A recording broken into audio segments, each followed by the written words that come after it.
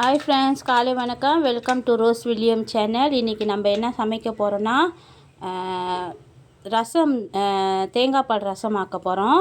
இன்றைக்கி கல்யாண நாள், பிறந்த நாள் கொண்டாடுற எல்லாருக்கும் எங்களுடைய வாழ்த்துக்கள். வாங்க பார்க்கலாம். இங்கே பாருங்கள் என்னென்ன எடுத்து வச்சுருக்கிறேன்னு. குண்டு மிளகா எடுத்து வச்சுருக்கிறேன், கருப்பில் குடை மிளகா, அப்புறம் வந்து சோப்பு மிளகாவும் இருக்காங்க, டொமேட்டோ இருக்காங்க, மஞ்சள் இடித்து வச்சுருக்கேன், இஞ்சி இடித்து வச்சுருக்கேன், பூண்டு இடித்து வச்சுருக்கேன், வெங்காயம் இடித்து வச்சுருக்கேன். வாங்க பார்க்கலாம்.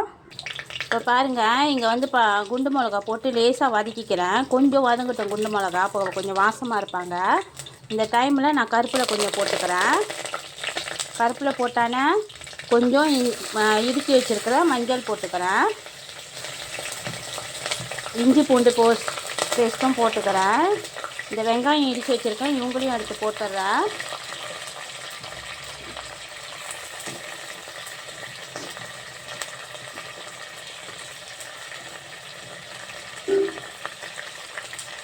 இவங்க எல்லாத்தையும் போட்டுட்டேன்.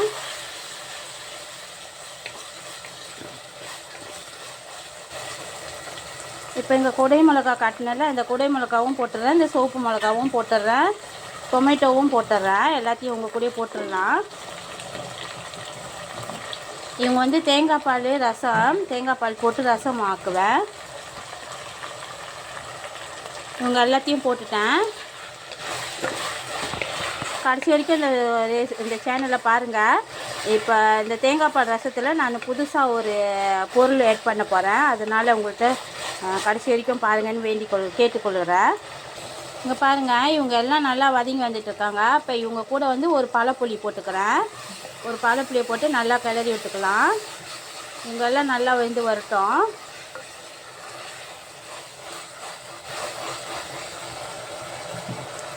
இவங்க வந்து தேங்காய் பால் ரசம்ல, அதனால் வந்து நான் வந்து குடை மிளகா, டொமேட்டோ, இஞ்சி பூண்டு இவங்க எல்லாத்தையும் சேர்த்துருக்கேன்.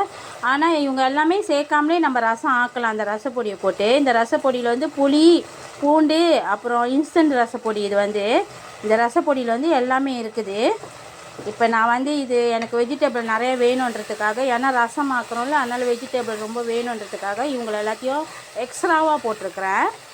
இவங்கெல்லாம் எக்ஸ்ட்ரா தான் நான் போட்டிருக்கிறேன். வாங்க பார்க்கலாம். இவங்க பாருங்கள், இவங்க நல்லா வெந்து வந்துக்கிட்டு இருக்காங்க. இந்த டைமில் நம்மளுக்கு எவ்வளோ ரசம் வேணுமோ அவ்வளோ நான் தண்ணி ஆட் பண்ணிக்கிறேன். எவ்வளோ ரசம் வேணுமோ அவ்வளோ ஆட் பண்ணிக்கலாம்.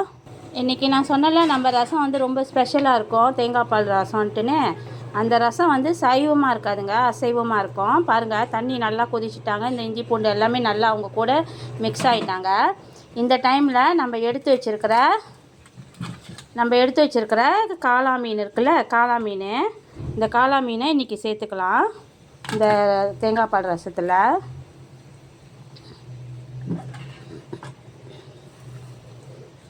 இவங்கள சேர்த்துட்டோங்க. இவங்க சேர்த்துட்டு நல்லா ஒரு கொதி வரட்டும். ஒரு கொதி வந்தால் போதும். இந்த ரசம் உண்மையிலே அவ்வளோ டேஸ்ட்டாக இருப்பாங்கங்க. ஆனால் நீங்கள் இந்த காளா மீன் சேர்த்தா தான் அவங்க டேஸ்ட்டாக இருப்பாங்க. இதை தவிர்த்து வேறு மீன் என்ன மீனுனா, திருக்க மீன் சேர்க்கலாம், இல்லைன்னா சுறா மீன் சேர்க்கலாம்.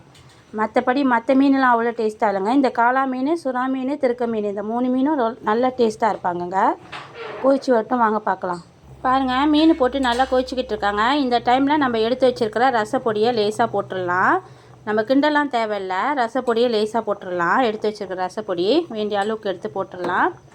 போட்டுட்டு தேங்காய் பால் எடுத்து வச்சுருக்கேன் பாருங்கள், இந்த பாலையும் இவங்க கூட லேசாக ஊற்றி விட்டுடலாம்.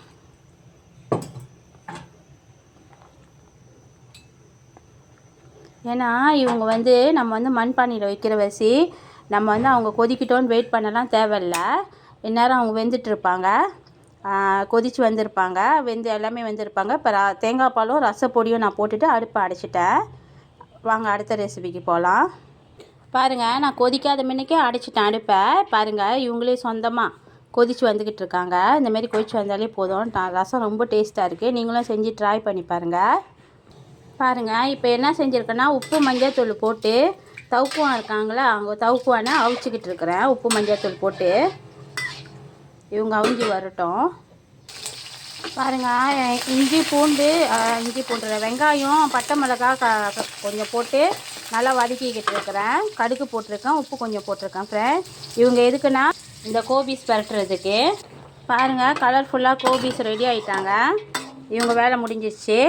அடுத்தது வந்து அந்த அவிச்சோம்ல தவுக்குவான், அது என்ன செய்கிறேன்னு பாருங்கள்.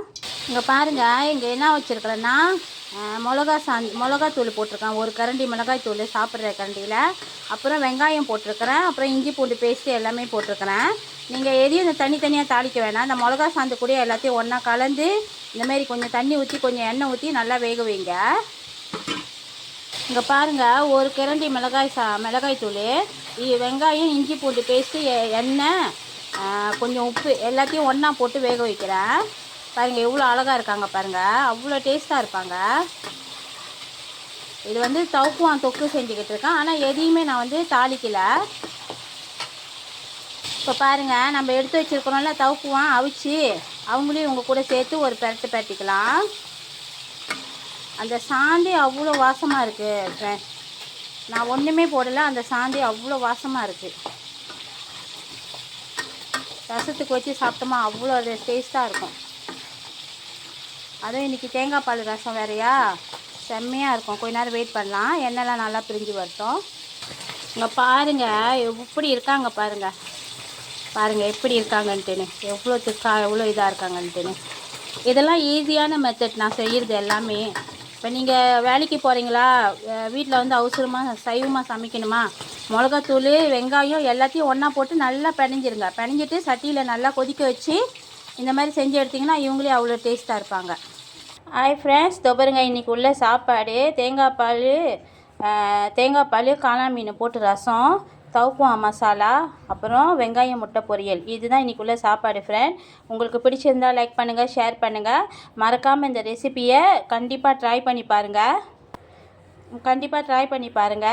அப்புறம் லைக் பண்ணுங்கள், ஷேர் பண்ணுங்கள். மறக்காமல் பெல் பட்டனையும் அமுத்திடுங்க ஃப்ரெண்ட். உங்கள் சப்போர்ட்டுக்கு எனக்கு ரொம்ப நன்றி ஃப்ரெண்ட். நான் ரொம்ப நன்றி சொல்கிறேன். நீங்கள் எனக்கு நிறைய சப்போர்ட் பண்ணுறீங்க. உங்களுக்கு ரொம்ப நன்றி ஃப்ரெண்ட். தேங்க்யூ.